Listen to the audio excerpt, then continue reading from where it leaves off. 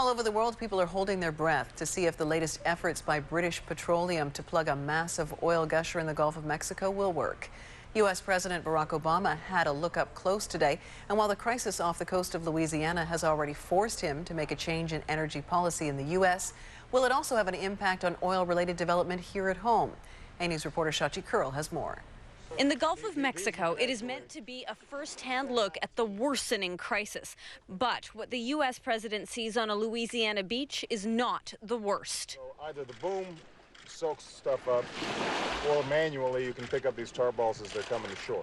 Cleaning oil out of the vast and critical wetlands of the Mississippi Delta won't be so easy, even if it can be done at all. Closer to home in Burnaby, a section of beach along Burrard Inlet is now closed to the public after an oily substance was found slowly bleeding into the water. And what's happening in other places is having an impact on opinions here about the oil and gas industry and its future off the coast of BC. Yesterday, energy giant Enbridge applied to the federal government to build an 1,100-kilometer-long pipeline from Alberta to BC's north, Kitimat. Oil tankers would then move that product sailing along BC's coast.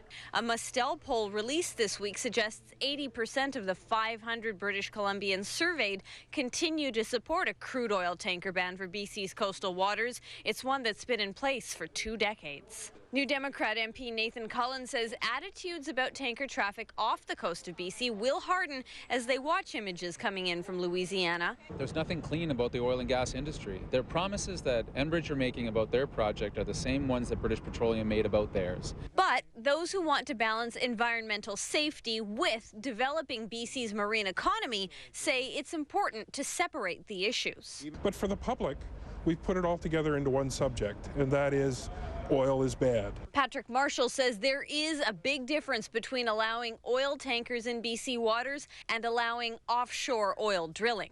In British Columbia, we've been exposed to campaigning for so many years that people tend to blur everything into one issue and one topic. Still, he concedes it is tough for people to differentiate when they're confronted with images as disturbing as these.